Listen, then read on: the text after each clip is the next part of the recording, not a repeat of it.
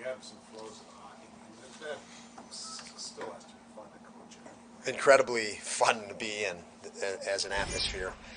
I was here as an NHL scout.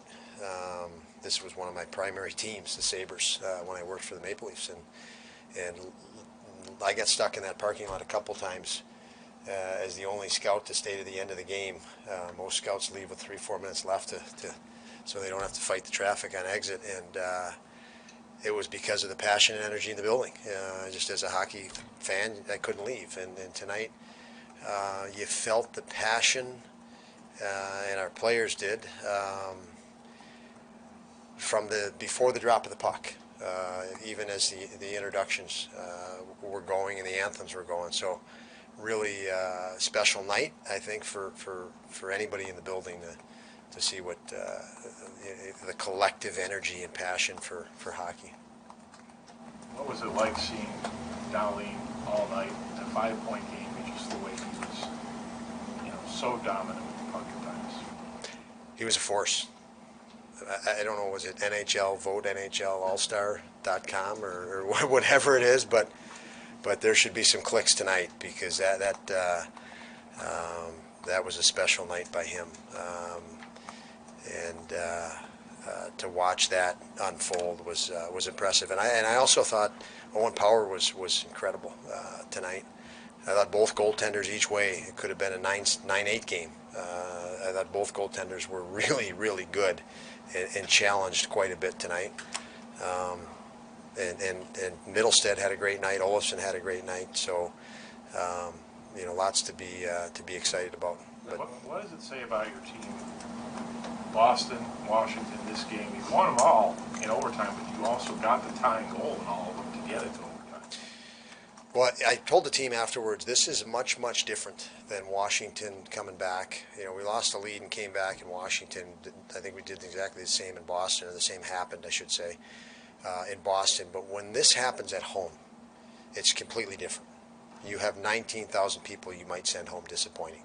And if you think that doesn't affect you in the psyche of you as a team, as individuals, it's a load to handle.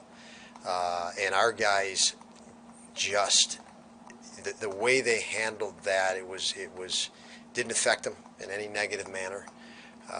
They were dialed in and believed in their ability to come back, tie the game, and believe that they never lost their belief that they could win it. Again, you get in those situations. I know anybody watching the game in the building at home, you lose and you blow a lead, you get extremely disappointed and emotions just start gushing. And that, you can't allow that to happen. So going through these things, to not allow emotions to dial in on what you can do and not feel vulnerable. Because let's face it, most teams you watch feel extremely vulnerable, and our guys are doing a great job to not, and they're seeing what they can do and what they can accomplish and staying very focused on that instead of the negatives of it. When you hear Darlene, we've seen Victor have some highs and lows this year. Just what was the difference in he's working. He's finding ways to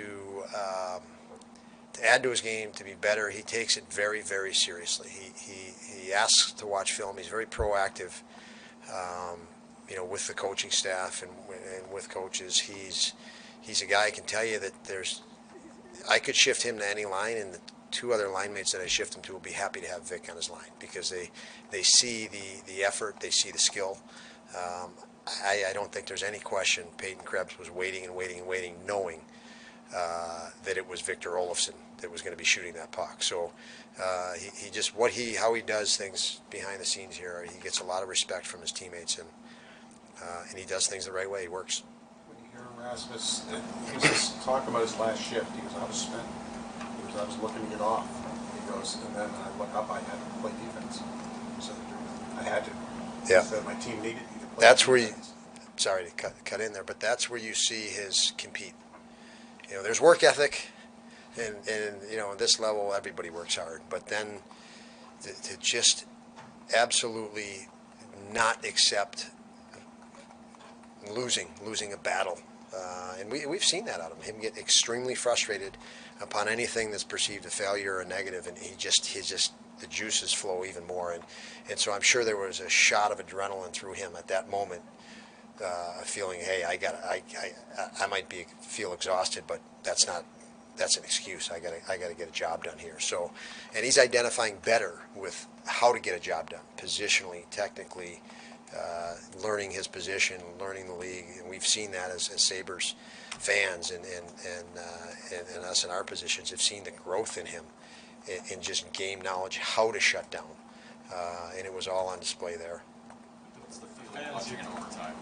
Period, like that. It was, as a coach, obviously you're managing your bench, you're looking at fatigue levels of Tuck and Thompson and the rest of the guys, obviously. But you can enjoy it. You're with these guys every day. You've done this over and over on the coaching side, and you have a staff that you have. You can find some enjoyment in there, and it was enjoyable, down the stretch and through the game tonight. You guys have been talking about earning the trust from the fans for 2 years now, and the earn it sign. Is it rewarding when you have a crowd like tonight and you hear a crowd like that? It's incredible when you have a crowd like that tonight, and it's more than a crowd. You could feel the passion in that building, and I think all of us could, even again before the puck dropped. You could feel the passion. So, the nights like this are opportunities to make memories for hockey fans, for hockey people, and the MVP chant. I think it was an MVP chant, was it not? And the guys on the bench loved it.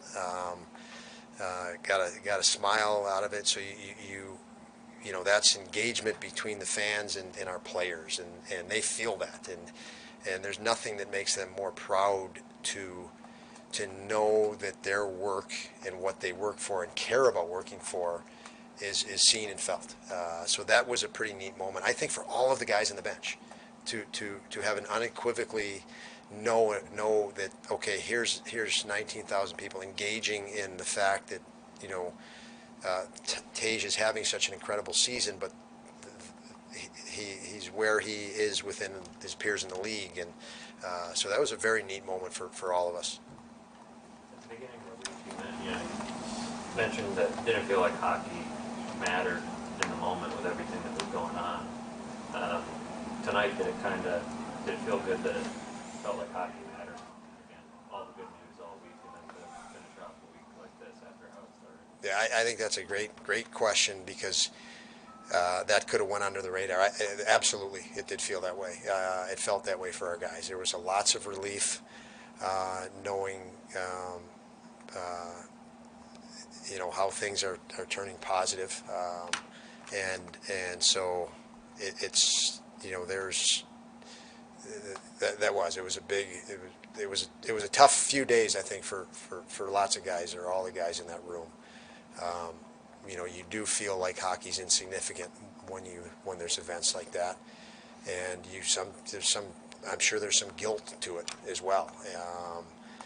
But tonight, again, even from the start of the game, it felt different. Thanks, guys. Have a great night.